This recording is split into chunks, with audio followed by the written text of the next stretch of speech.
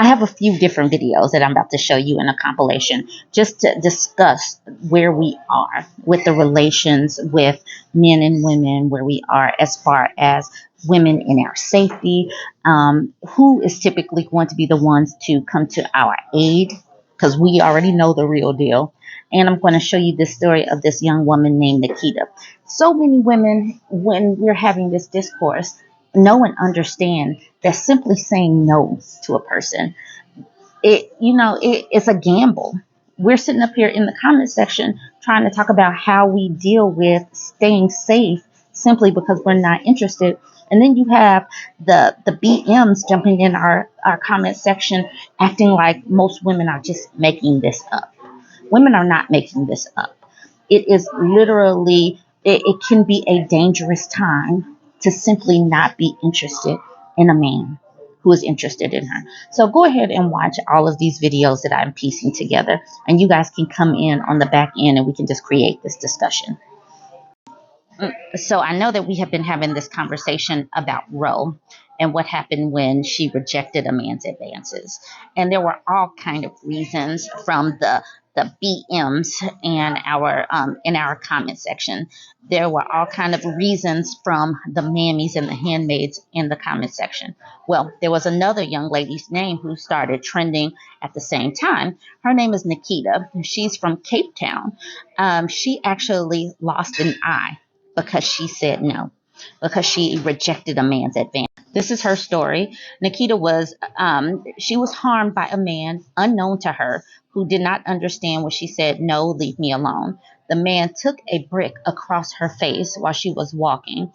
Nikita's left eye had to be removed and she lost vision in her left eye forever. She is currently in the process of healing before she can be fitted with an artificial eye because she said no. This was this young, vivacious woman. This is that young, vivacious woman.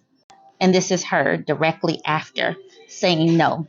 The repercussions for saying no, that she did not want to be someone's girlfriend. And this comes from the most logical, non-emotional crew. This is what happens when you have the audacity to just say no, I'm not interested. So this is Nikita and her mom. It looks like they are trying to stay in good spirits. Well, at least mom. And Nikita, she shaved her head. She's just ready for a clean start. So I know that lots of people had things to say about the other woman, the reasons why she deserved it. But what about this young lady? What did she do to deserve it?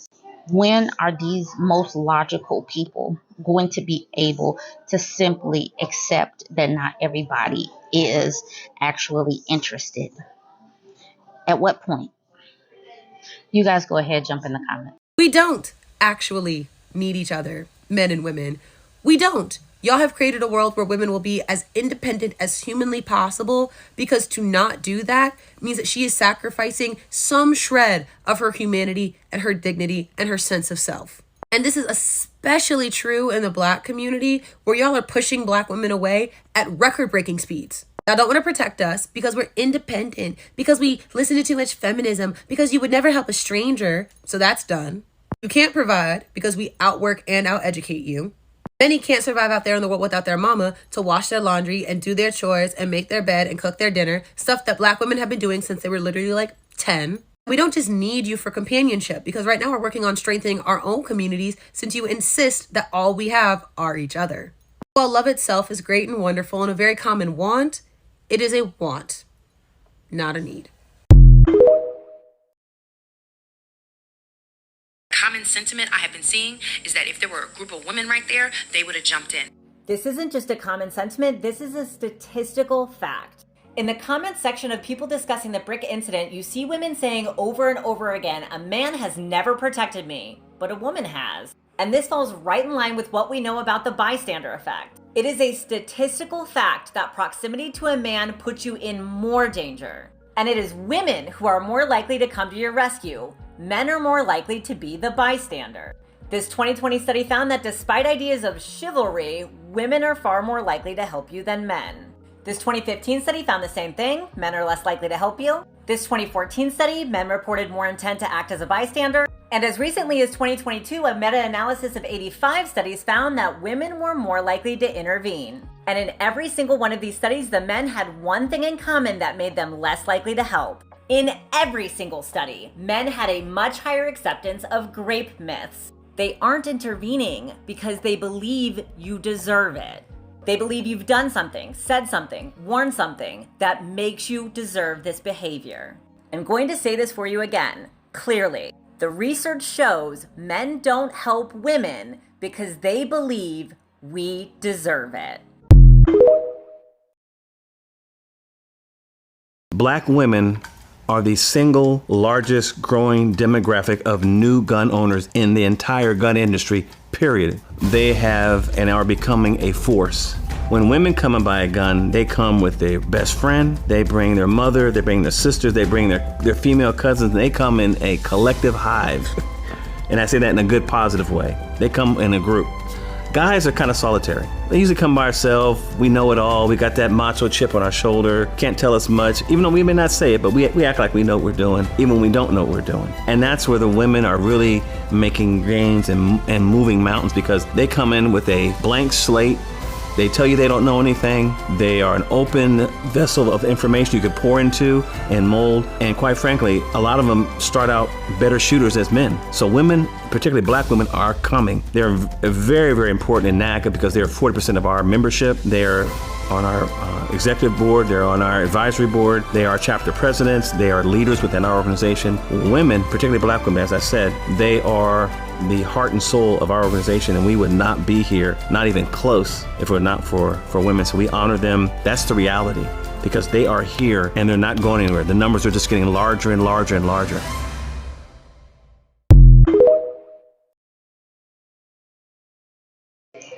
So it is literally a sad state of affairs when we know that we have to take such measures, that we know that we have to enroll our daughters in self-defense, that we have to get ourselves in self-defense classes, that we have to go out and get pew pew lessons. We have got to do all of this because the current state of affairs that we are in, we already know that simply saying no is enough to set them off. It is enough. And so we got to understand the reality of who the boogeyman is in our community. There's nobody that simply saying no is enough. And these people, they make it seem like women wanting to be independent and be financially stable is enough reason to harm you. So be real about who the boogeyman is in the community. Make sure that the women in your life know and understand who the boogeyman is. Talk to your girls. Tell them, all of the things that we need to talk about. Staying away from large crowds, getting your gas during the daytime, staying away from Blackistan. I know that this is hard, but they keep showing us in our faces. They tell us in the comment section. They show us daily that we're not safe. So act accordingly. Act accordingly. Jump in the comments. Let's keep this conversation going.